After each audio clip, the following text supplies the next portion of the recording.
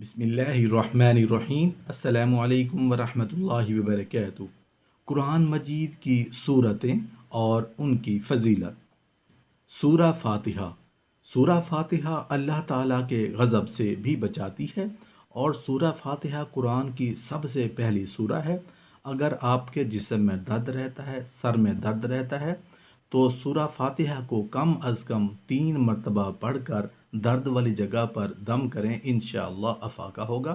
اگر سر میں درد ہے تو جس جگہ درد زیادہ محسوس کر رہے ہیں اس جگہ پر ہاتھ رکھ کر سورہ فاتحہ کم از کم 3 مرتبہ پڑھیں اور دم کر دیں، انشاءاللہ اللہ پاک رحم فرمائے گا۔ سورہ یاسین قیامت کے دن پیاس سے بھی بچائے گی۔ سورہ یاسین قرآن پاک کا دل ہے۔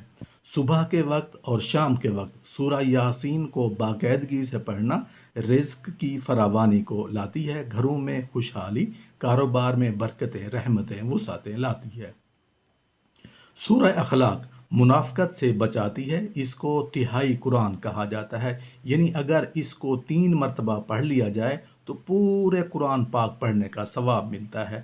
اگر اس کو 3 مرتبہ پڑھ کر اپنے آباء و اجداد کو، انبیاء علیہ السلام، صحابہ کرام، تبع تابعین، صحابیات کی روح کو، ارواح کو اس کا ثواب بخش دیں تو سب کو برابر کا ثواب ملتا ہے۔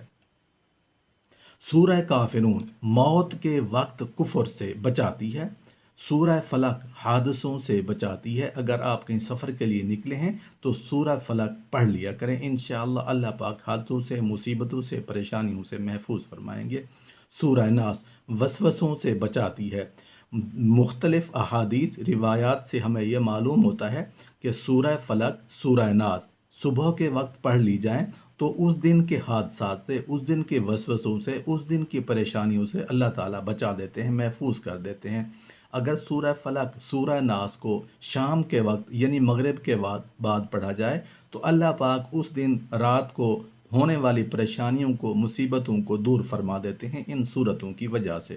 سورہ ملک عذاب قبر سے بھی بچاتی ہے۔ کہا جاتا ہے، مختلف روایات احادیث میں ہے کہ جو سورہ ملک کو پڑھتا ہے بروز قیامت، سورہ ملک جب تک اس انسان کی مغفرت نہیں کروا لے گی، جب تک اسے جنت میں داخل نہیں کروائے گی، اللہ کے حضور بار بار ریکویسٹ، گزارش کرتی رہے گی۔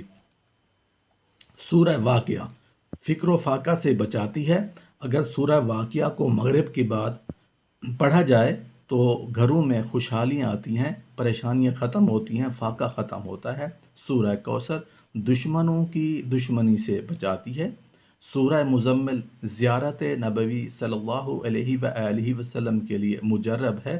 جس گھر میں پریشانی ہوں، مصیبتیں ہوں، دکھ ہوں، تکالیف ہوں، سورہ مزمل کو کم از کم 11 مرتبہ روزانہ پڑھیں، اس وقت تک جب تک کہ وہ پریشانیاں ختم نہ ہو جائیں، تو انشاءاللہ اس سورہ مزمل کی وجہ سے رزق میں برکت ہوگی، خوشحالی آئے گی، گھروں میں اتفاق اتحاد ہوگا اور اللہ پاک ہماری پریشانیوں کو دور فرما دے۔